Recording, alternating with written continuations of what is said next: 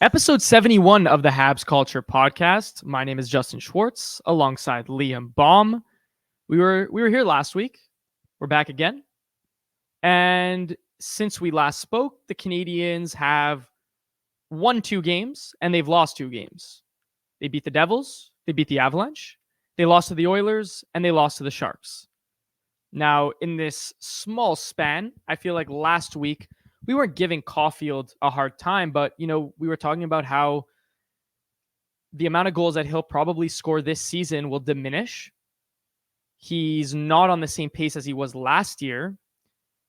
But nonetheless, at this point in time, he's up to 14 goals. So he scored goals in 3 games straight. He has 6 points in his last 5. And look, I know one came on the power play. The one yesterday against the Devils came at 5-on-5, a little bit of a chippy goal. The game before that, it also came on the power play. But nonetheless, who cares how they go in, right? It's a surface stat. Everyone cares about how many, not how they went in. And nonetheless, it seems like our goal scorer is back. So any thoughts on the last few games for Caulfield and that first line, Liam? Honestly, it's really refreshing to see them finally dominate. I mean, they do it in spurts, but Caulfield with 6 points in his last 4 games, looking really, really good, shooting the puck again. There's obviously those mistakes that we always talk about, but overall looking really good. Suzuki moving the puck again very, very well. And Slav staying consistent. He's scoring goals, getting to the net. It's nice to see he's working really hard. And what's really underrated is his defensive game. It's not talked about enough, but he's up there, man. He's looking really, really promising, I got to say.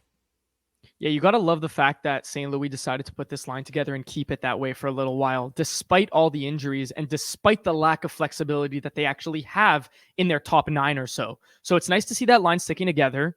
In other news, Josh Anderson was injured. I think now it's been 3 or 4 games, give or take.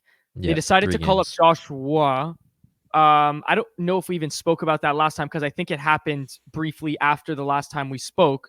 But Joshua scored his first NHL goal last night in New Jersey. Great feed by Monahan, who we'll get to in a few minutes. But how are you feeling about Joshua's play? 5 shots last night with about 12 and a half minutes of ice time. Nice goal. He was set up, but it was a nice goal, right place, right time. He looks confident out there. Obviously, he's not one of the better Habs forwards on the team at this point in time, but he looks like he knows what he's doing. He has the hockey IQ, and that is evident. Yeah. How do you feel about his first few games and his adjustment to the league so far? Those first 2 games were a little bit shaky. Like, it was hard to notice him, and he looked a little scared out there. But, I mean, as a, 19, 20-year-old, that's going to happen when you're playing your first games in the NHL. But last game, just a crazy turnaround. This guy was all over the ice, making moves and shooting the puck. Like you said, 12 minutes, 5 shots, like absolutely unreal. He was skating really hard, and he was finally gifted that goal. A very nice setup by Monahan, but I'm happy to see him up with the Habs, not so much with the, what line he's on and how much time he's playing. But I'm sure that'll increase once he gets more acclimated to the NHL. But it's refreshing to see. It's nice to see all the young guys get a chance with the Habs dealing with some injuries. But yet again, Joshua, not a terrible start at all. The truth is, Liam, is that, obviously the minutes right there aren't there for Joshua yet. And I don't, I think they're right around where they should be, truthfully, right? We can't be giving a younger guy, a 20-year-old, 15. Well, I know Slav, first overall pick is getting 19, 20 minutes a game, and he's playing on that first line, a lot of responsibility. But I think for Joshua, like you said, to get acclimated to this league it's gonna be a slow moving process, and that's totally okay. The one thing that I will say is that I know you said that you didn't love the line mates. I agree with you on the Armia point. I'm really liking him being centered by Monahan right now. Yeah. I think Monahan really slows down the game for him. I think that I'm not going to say that they play similar styles, but I think Monahan, obviously, the way he reads the game is what makes him good, right? 27 points in 44 games for Monahan. We'll talk about that soon because that's obviously a hot topic of conversation. But I think that for mentoring Joshua, for getting him acclimated to the league like we mentioned before, I think Monahan is a great centerman for him. Now, Armia obviously is a filler option. We're not going to go dive too deep into that. The Habs bottom 6 is obviously, not where it wants to be when it's going to be competing for a cup necessarily. But I think that Monahan is playing a very pivotal role on that third line for some of these younger players to get their shot in the league. Yeah, for sure. He's an offensive guy, Joshua. So you need that guy who's able to dish him the puck. So Sean Monahan, definitely a solid center to play with. He just like so painfully slow though. When he gets the puck, even just if it's a 2-on-1, he's not skating up with the puck. He's just gonna get caught by the back checker. So it's hard to watch him in those fast breaks, but yeah, definitely not a bad center to play with. I'll tell you that. No, absolutely. And look, and at the end of the day, you look back on their last 5, he has 4 points in 5 games. Talking about Sean Monahan here, a +4. He's taken 13 shots. He's averaging about 18 minutes of time on ice. He plays PP1. He plays some PK. You know what? At the end of the day, with 27 points in his first 44 games this season, my question to you, Liam, is you look at this lineup. You look, and there's a bunch of holes, right? Kirby Dach is injured. Alex Newhook is injured. Christian Dvorak is injured. They've brought up Emil Heineman. He was sent back down to the HL. They brought up Roy, who's here to stay for now. Yolonen has, established a spot in that bottom 6, as we could see. They have Slavkovsky. They have Newhook. They have Dach. They have Suzuki. They have Caulfield. And now you're probably saying, well, Justin, you just named the whole future of the Montreal Canadiens. And the reason I did that was because I think, and I want to hear what you have to say, I think Sean Monahan is actually a very, very important part to this team going forward. And you may say to me, well, hey, deadline's right around the corner, middle of February. If a team is offering a first round pick, or a couple picks that are, second, third round pick, you take that. And I don't completely disagree, but I also think that Sean Monahan, for the development of this young core and for the price that we're paying him, for the price that the Montreal Canadiens are paying him, he's a very good guy to have in that middle to bottom 6. I don't know if you agree. I agree 100%. But the problem is he doesn't have lasting value here. The team is not going to be good when he's still playing at this caliber. So in my opinion, you got to take whatever you're offered. And there's a lot of talk heating up about Sean Monahan being the first guy out at the deadline and the first guy the Canadiens are going to move. And there was a rumor that the Canadiens are looking for a first-round pick in addition to a prospect, which to me sounds like a bit like they're asking for a lot here for a guy who's probably going to slot into a third-line center role and a second power play role on a contending team. But if you're given that package, I don't see how you can turn that down.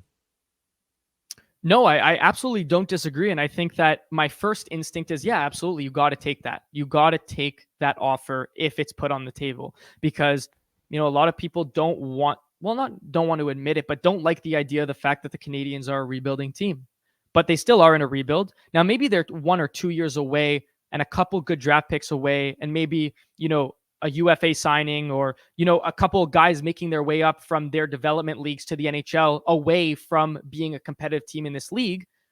But I think that Sean Monahan is absolutely, if that offer's on the table, I think you've got to take it. But I do see the point that's being made by a few people out there saying that this guy being the locker room presence, one of the older guys on the team, playing a prominent role, right? Like I mentioned 3 times already, 27 points in 44 games. Like he's clearly having a long-lasting effect on some of these younger guys, and it's making a difference. It's making a difference.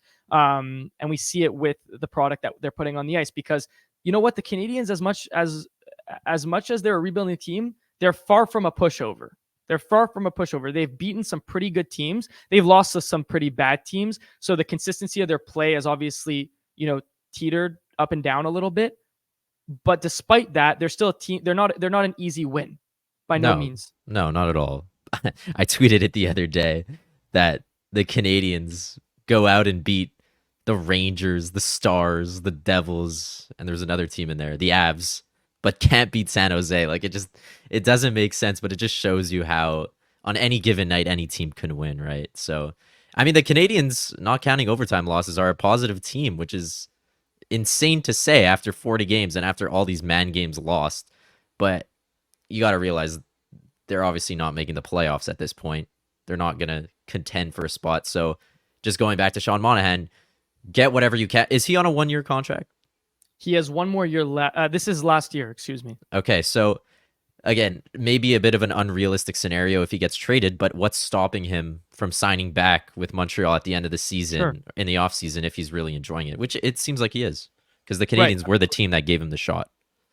That's a good point, actually. And on that point, if he were to get moved, I think that there's a couple. Like, I think that these are the teams that are floating around the most for that are in need of a center, whether it's the Boston Bruins or whether it's the Colorado Avalanche. Now, these two teams are probably going to look. They're top of their table. They're top of their respective divisions. Now, it's a question of, are they going to want to go out and spend the assets on a guy like Elias Lindholm, or are they going to want to go out and take the cheaper route and grab Sean Monahan? Now, you look at the center depth for each of these teams, aside from Colorado and McKinnon. Right now, obviously, they're without Lehkonen, they're without Nichushkin, they're without Landeskog, which none of them are really center. I know Landeskog kind of plays a little bit of both, but their second line center is Ross Colton at this point. And Yeah. nothing against Ross Colton, but if you're going to want to compete in these playoffs and have that stability, you're going to need an upgrade there. And if you're looking at the Boston Bruins, you're looking at Charlie Coyle at 1C, and you're looking at Pavel Zacha at 2C. Now, obviously, they move some pieces around, but again, if that's a top of the table team that's going to want to compete, you need stability.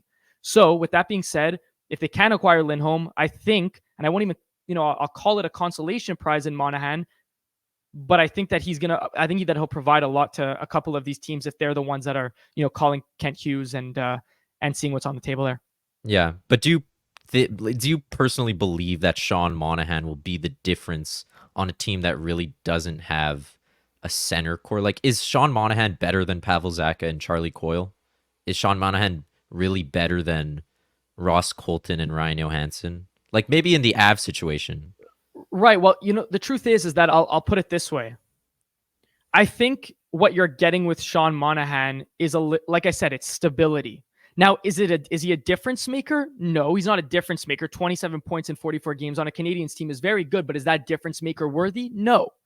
But down the line, when you need bodies and you're sending guys out there and you need consistent minutes and you need a guy to rely on, I'll take Sean Monahan over a guy like Ross Colton. I'll take Sean Monahan over a guy like Rajo. I'll take Sean Monahan over a guy like Zacha, and I'll take him over a guy like Charlie Coyle. Now, each of these guys plays a very, very good role on their respective teams, a very prominent role. But I see them more in those middle six to bottom six, right? Like Zacha is meant to be a winger, in my opinion. And I think Charlie Coyle is meant to be a perfect third line center. Now, maybe you could say like him and Monahan are kind of interchangeable in that sense. And Rajo, obviously at the back end of his career, like who knows where you would put him in Sean Monahan's case. But again, like these teams are playing incredibly well. And I think that, again, difference maker, no, but I think that they're one piece away from really cementing their position, I guess. And Elias Lindholm is obviously the piece you want to go out and get. Mm-hmm. But if you're grabbing Sean Monahan for a discount price, and we don't know what the price is right now. Obviously, a first and a prospect is not a discount. But if they could get him at a discount, then why wouldn't you, right? Yeah. But would you rather, let's say, give up a first and a prospect for Sean Monahan or 2 firsts and a prospect for Elias Lindholm? Well, it's a good question. They're both UFAs. And realistically, if you're going out and acquiring Elias Lindholm, I would assume that you wanna re-sign him, right? Yeah. So I think that I think that it's worth it. I think it's more worth it to go give the paying price for Elias Lindholm in that case, because if you're going to re-sign him, then it's a longer term hold, right? But if you're going to go give out a prospect and a first for Sean Monahan, who's going to sign somewhere else in the offseason, I mean, that seems a little bit steep in my opinion.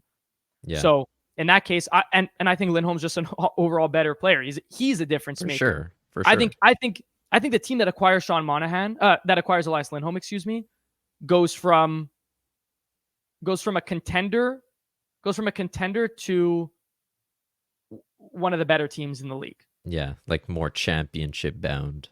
Correct. Than just competing in the playoffs. No, that's a fair point.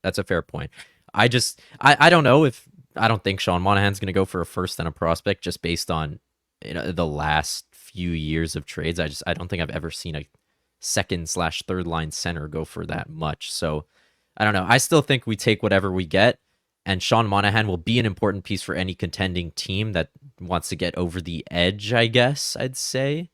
Maybe just, cementing their center core.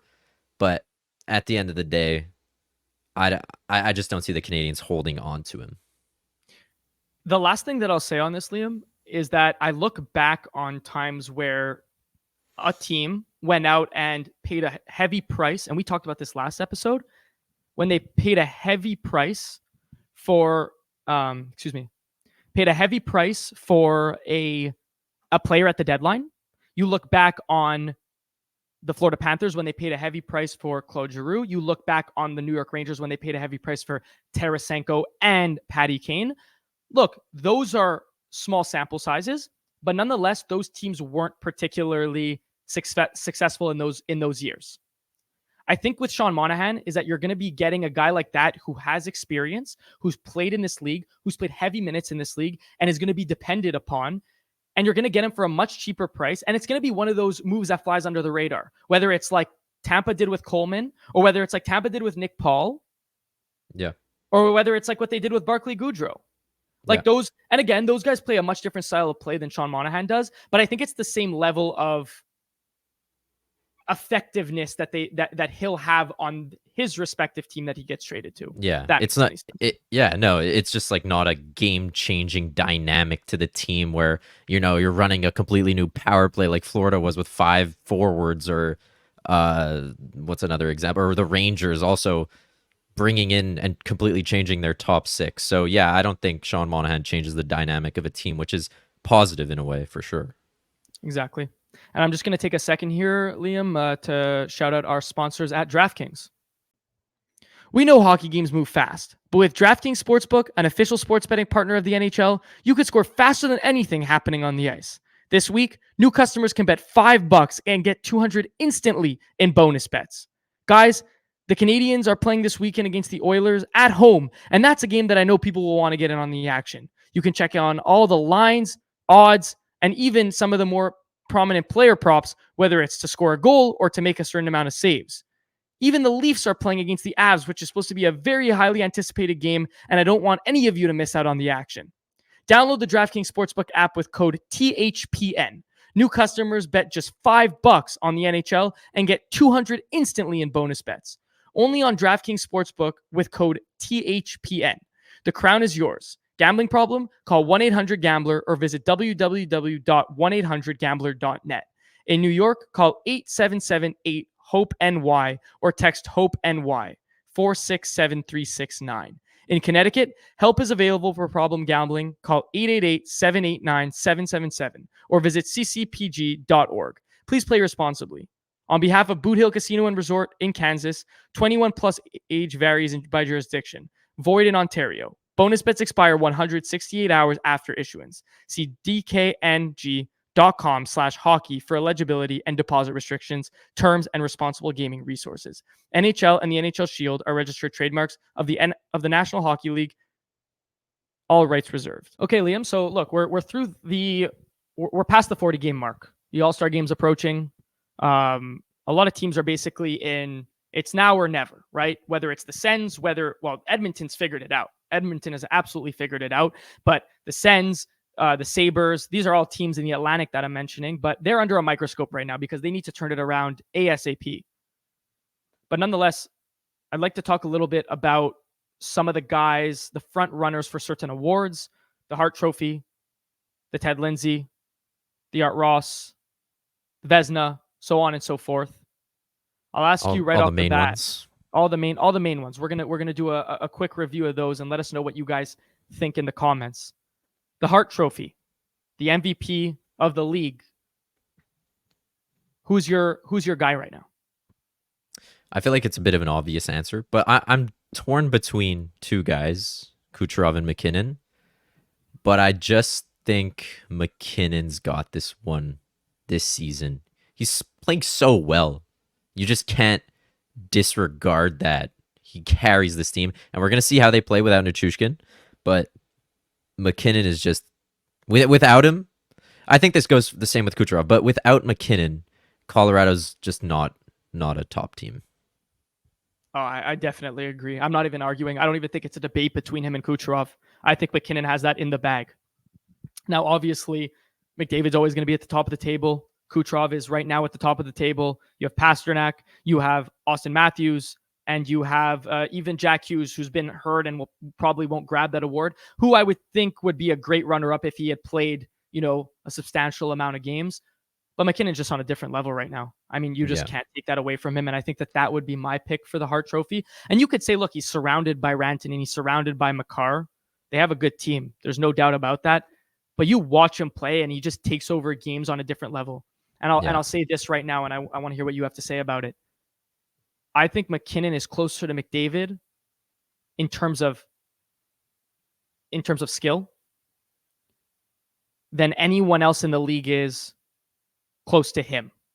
I didn't phrase that properly. Let me rephrase. No. I think that you know what I mean, but yeah, I understand what you mean.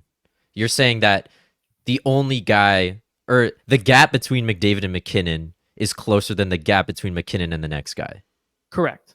Yeah, I'll agree with you there. Just based off this season and the last one, for sure, I think McKinnon's closing in. I still think there's a significant gap between McDavid and McKinnon, but I don't think anyone compares to the level McKinnon's at.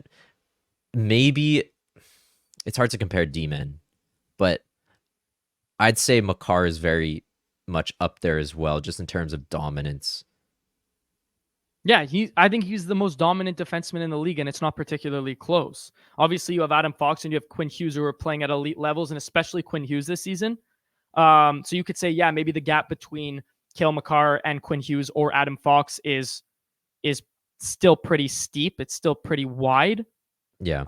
But yeah, McDavid's just on a different level. But I do have to say that McKinnon, night in and night out, is giving me more of a reason to think that McKinnon is closer to McDavid than any other player in the league is closer to. I'm not phrasing it properly. Yeah. The gap between McKinnon and McDavid is a lot smaller, in my opinion, than the gap between McKinnon and any other player. Yeah. And just quickly to hop in, don't think we're disregarding McDavid in this award. This is McDavid's award any day of the week. But just based off the recent play and the rough start from the Oilers, I think McKinnon has the lead right now. Because without McDavid, the Oilers are absolutely nothing.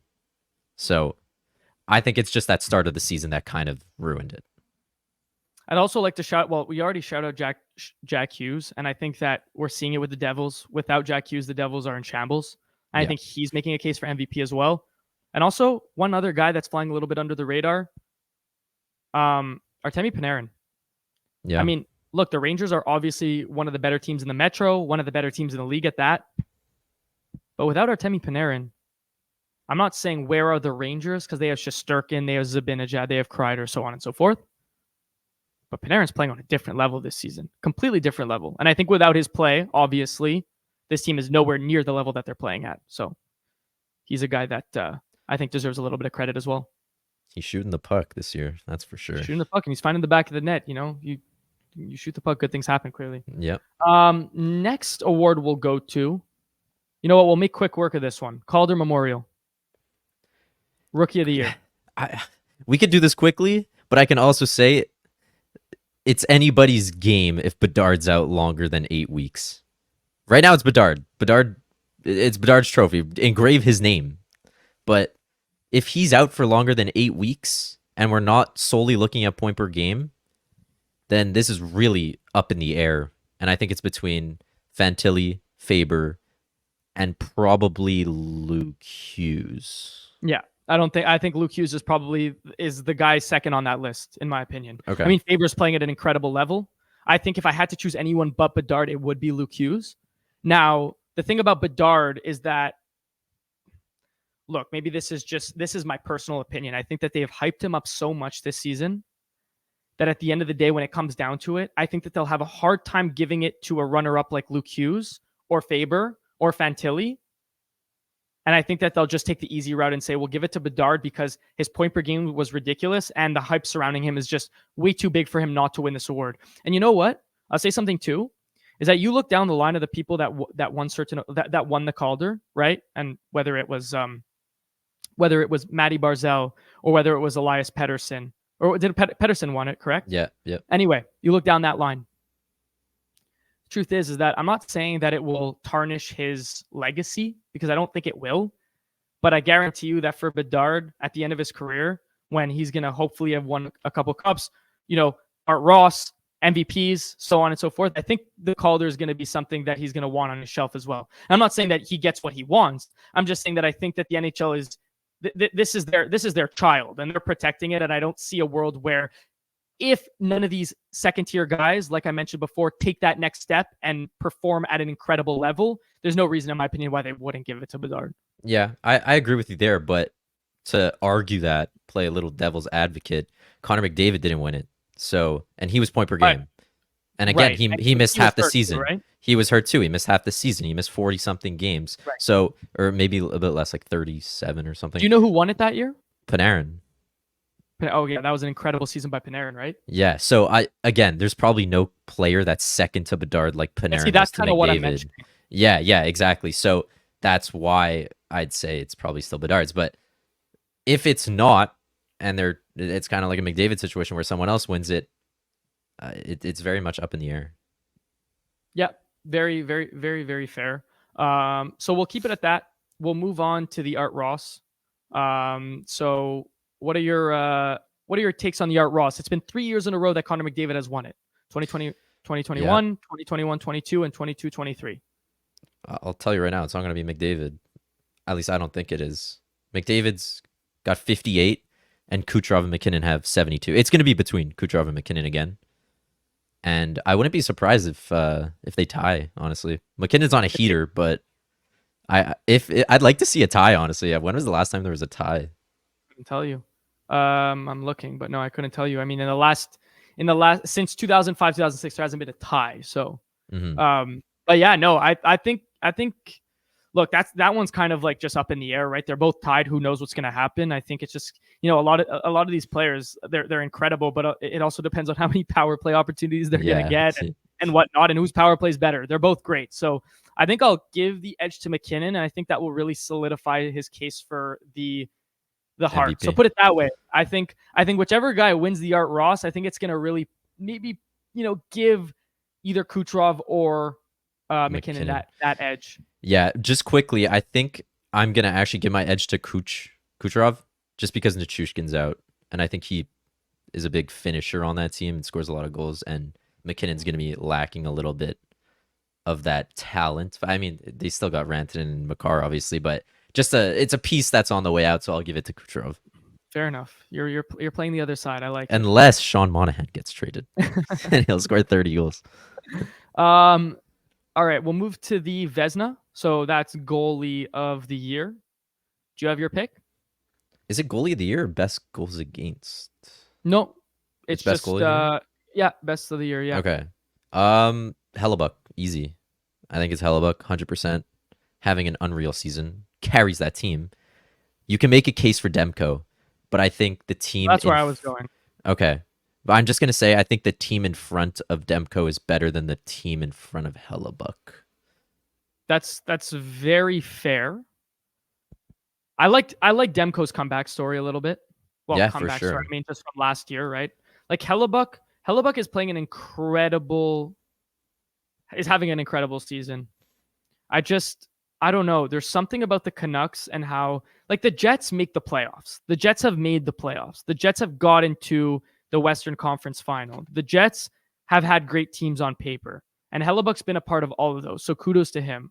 It's just something about the Canucks season where they've kind of come out of nowhere. They've always been on the brink of a playoff spot or completely eliminated like last season.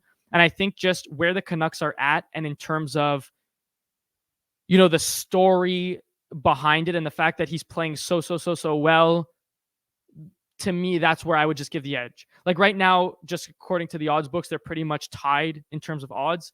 So I think everyone sees that they're kind of neck and neck, but I think I'd give the edge to Demko there.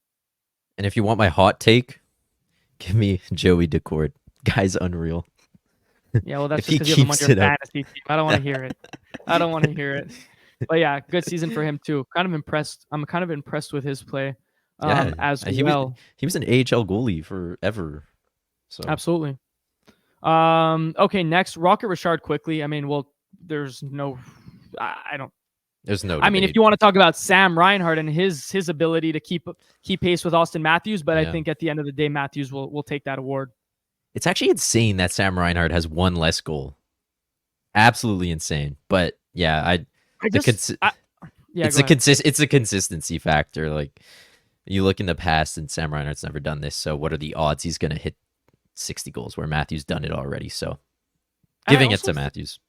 I just find it so weird, not weird, but like the Panthers get the most out of their players sometimes, and it's incredible. I mean, Sam Bennett's career was an absolute wash in Calgary, absolute You wash. mean Sam Bennett? Yeah, it's true. When he came in, he absolutely looked like a steal for them, and it's still a very Right. like a physical Very player that serviceable player, yeah, right? very And then serviceable. you look at Reinhardt when he was in Buffalo, he wasn't having nearly any of the seasons that he's having now. And obviously some players take a little bit longer to develop. But then you look at Evan Rodriguez, same sort of thing. He had a little bit of success with Pittsburgh at one point, but his success right now is unmatched to anything else he's ever done in his career, really. Yeah, no, for sure. And just look at some other guys like Mason Marchman who came out of nowhere. The Leafs had him What at about one point. Marchessault?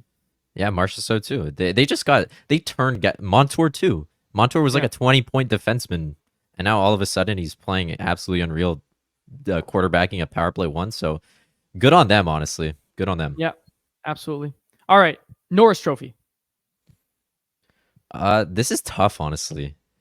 I obviously Quinn Hughes is leading in points, and there's Makar there, but it's definitely between those two. But I'll give it to Quinn Hughes. I Just think I'm because, leaning Quinn Hughes too. yeah, just because I think they're gonna give it to a first time guy. It's hard to go back to back in a Norris. Did Makar do it? Did he go back to back? Yeah. No, he's only won one. Okay. Yeah. So I think it's Quinn Hughes, just the way he's been playing, super consistent. Makar, obviously, I think is still the best defenseman in the league, but he had a bit of a slower start than Quinn Hughes. So I think Quinn Hughes has the jump on Makar at the moment. Yeah, I think I'm going to go with Quinn Hughes too. Obviously, Makar is the best defenseman in the NHL, and there's no doubt about that. But Hughes' season right now is just incredible, and he's really upped his game defensively as well, which I think has been a nice a nice addition to this Canucks defensive core that has struggled a lot in recent memory with defending. And Yeah. then you add the fact that they have Demko, so be kind of cool. You know, you have a Vezina winner and a Norris Trophy winner. And speaking of that, it would have been cool if, Jack Hughes stayed healthy and maybe all three would have a chance at, the Calder, the That's true. MVP, and the Norris Trophy. But nonetheless, I also wanted to, I don't know about you, like, I don't even think he'll get considered in the top three. And again, this is not because I have him in fantasy, Liam, but Noah Dobson's season is crazy. Yeah, super underrated on a really non-offensive team, right? So Right. And it's I just pretty think that, impressive. like right now, I think they have Bouchard ahead of him odds wise. And Bouchard's having a great season too. But it's Again, right. you're playing with McDavid, so Exactly. Like, I mean, you're bound to get some points on the power play, right? yeah, So, but still a great defenseman, Bouchard. yeah. I mean, And then for me, fifth, who's right there, Jonathan Kovacevic.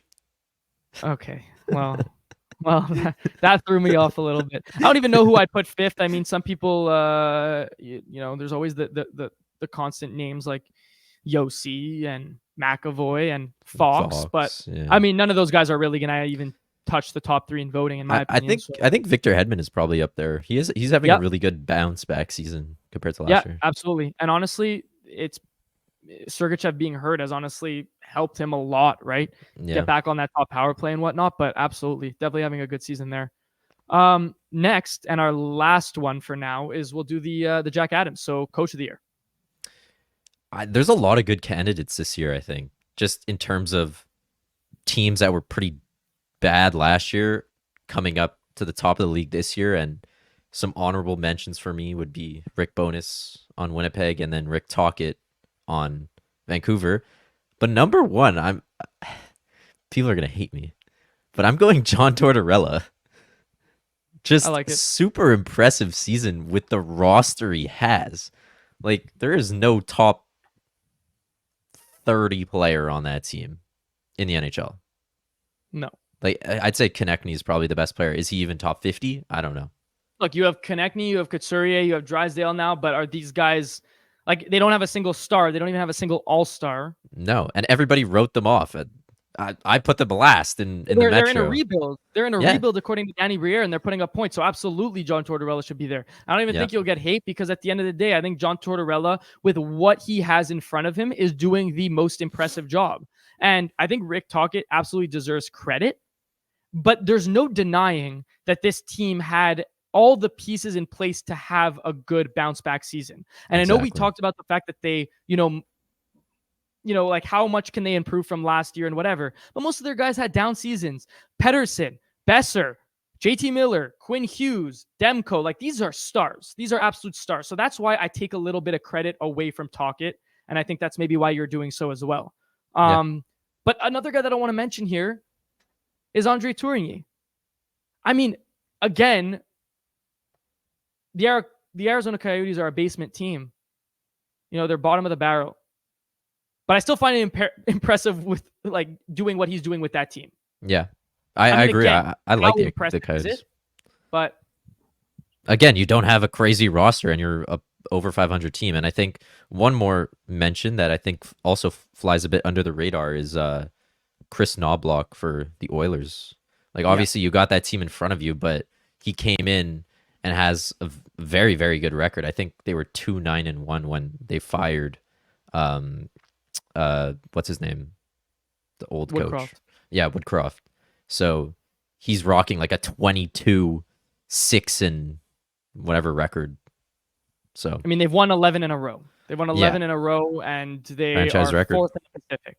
So, and look, just by the way, just to point out Arizona, right? Fifth in the Central. Fifth with 45 points in 42 games, have a 536 win percentage or record, whatever you want to call it. And they're 4 points back of the Predators with 2 games in hand in that Central. And the Predators are in a playoff spot. So again, I just think like, obviously if Arizona miraculously makes the playoffs, it's Tourigny's to lose.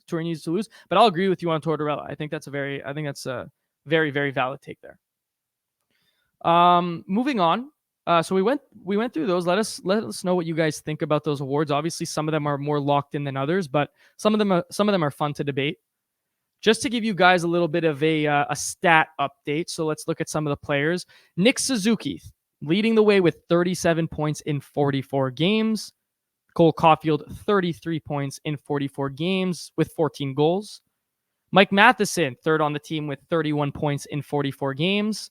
Sean Monahan, 27 points in 44 games. And Uri Slavkovsky at fifth place with 17 points in 44 games.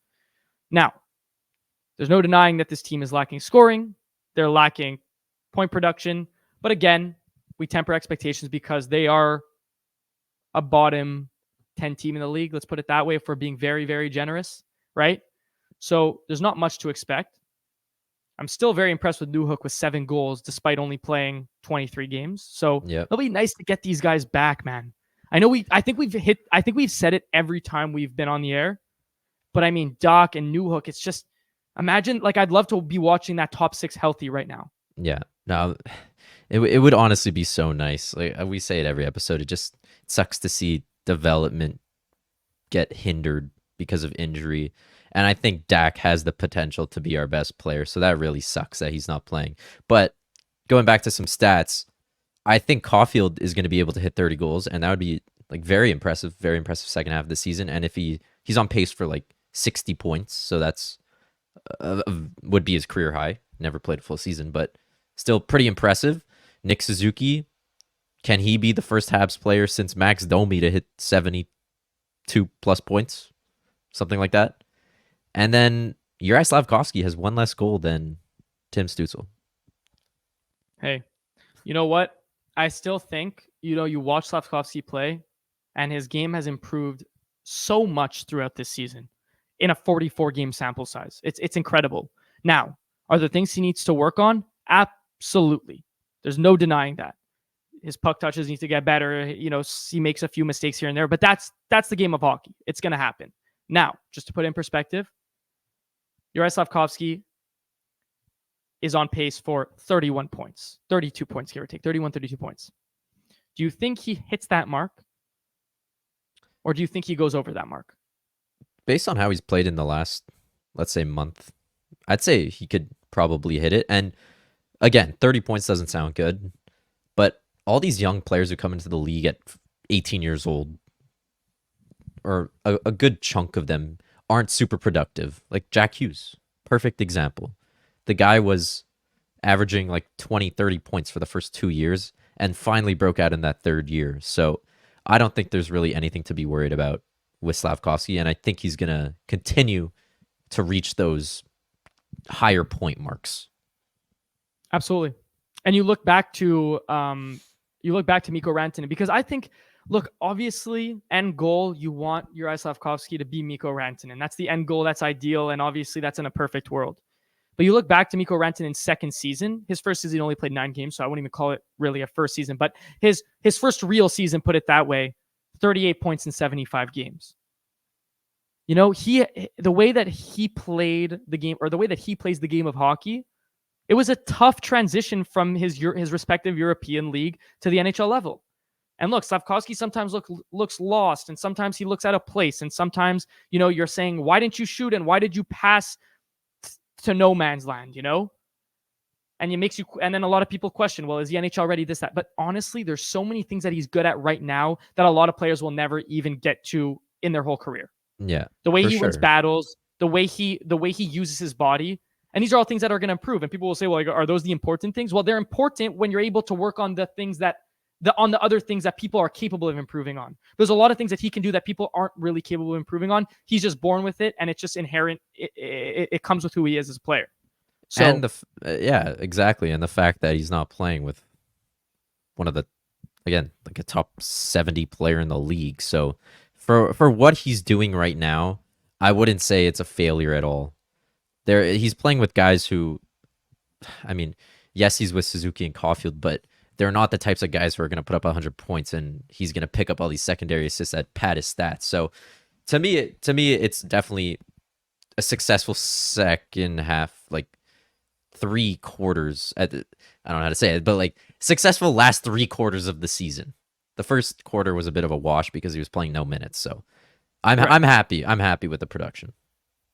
Just to put in perspective for you, he has 4 points in the month of January. So we're January 18th today. So he's a half a point per game in January.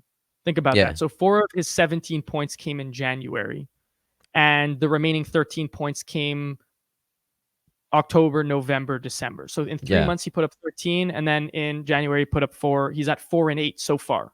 So again, it's progression. It's nice to see. Look, to be completely honest with you, there's no other players on this team like right now. You know, Jesse alone, and I appreciate watching. I wish that he was given a little bit of a bigger role on this team, but maybe that will come with time. I don't know. Joshua, I'm enjoying watching. I'm enjoying watching Struble. Right, we've talked about this, but right now this team is depleted, and it's very obvious. And it's just going to be a matter of. I think we're going to have to really. I think we'll kind of like wrap it up on this note. I do think it's definitely worth noting that this Montreal Canadiens team, especially what they'll do in the offseason and in the draft, I won't say is going to be an exciting team next year, but you're going to be a lot more excited to watch games with Doc, you know, crossing our fingers, is going to be fully healthy, and Newhook turn at some point at this back end of this season. It's going to be fun to see this development continue and watch our guys finally get a bit better. And I was just messing around on StatMuse here. If anyone doesn't know, that's where we're getting all our stats from and seeing how the Canadiens players are producing in the last 5, 10, 15, 20 games. But Slav has 10 points in his last 20 games. So if he continues based on that pace, averaging half a point per game, that's pretty good for a rookie. Pretty good for a second-year guy. Yeah, who only played 39 games last year, right? So exactly. we'll leave it at that. Liam, did we want to take a quick look at the upcoming games for the Montreal Canadiens? Yeah, let's do it, and let's give some predictions. All right, here we go. So the Montreal Canadiens play tonight against the Ottawa Senators. Now, unfortunately, this episode will probably not be out tonight. It will probably be out Friday morning for those of you listening, but we'll still give our predictions and whatnot. So they play the Ottawa Senators in Ottawa tonight. Then they're off to Boston on Saturday. Then against Ottawa at home in Montreal on Tuesday. And then playing the New York Islanders at home on Thursday. So there might be an episode before that game or after that game, but we'll see what happens. Liam, 4 games, 2 against the Senators, 3 games within their division, 4 games within their conference. What's the record for the Canadiens on this upcoming 4-game stint? Yeah, 4-game stint. I'll give the split with Ottawa the split between the two games with Ottawa. So I'll say they lose tonight on Thursday, January 18th, and then we'll win on the 23rd against Ottawa. I'll say we lose against Boston as well. They're always so good, Boston. It's just unfair against the Canadiens. It's just especially at home. yeah. It's Habs going into the TD Garden, tough to watch. But I'm unfortunately gonna give the Habs another loss. I swear we always lose to the Islanders. I don't know what it is. Every time I watch the Islanders, the Habs lose. Yeah, the So Canadiens lose a lot of random games, a lot of random games, and they we win a had lot of random games. I don't yeah get it. yeah we have these random or we just have these opponents that we always lose to. So the Habs are going 1-3 this week, unfortunately, dipping below 500 again. Give your predictions quick. I'm I might be very bullish here, but Okay. I see them beating Ottawa tonight.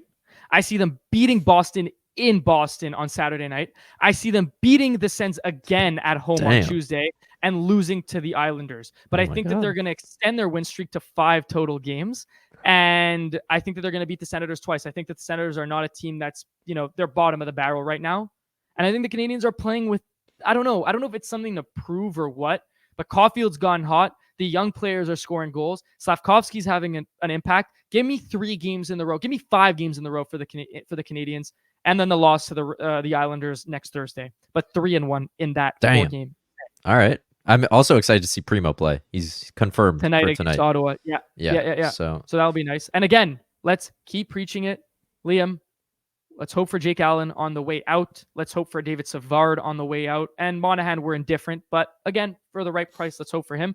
And guys, sooner rather than later, we'll get to a trade deadline episode. And on top of that, maybe we'll do a trade deadline live stream. But we'll see. We'll see where we're at. So we're just throwing out some ideas there. Make sure to check out the TikTok. We do a lot of fun games and clips from this podcast. So if you guys are just into the clips and don't feel like listening to us ramble for 45 minutes, go check out the clips at least. Lots of yapping. It helps. A lot of yapping going on. But as per usual, guys, that was episode 71. So we're 29 away from the 100 mark. But nonetheless, thank you guys so much for listening. We always appreciate it. And have a great weekend. Thank you very much, guys.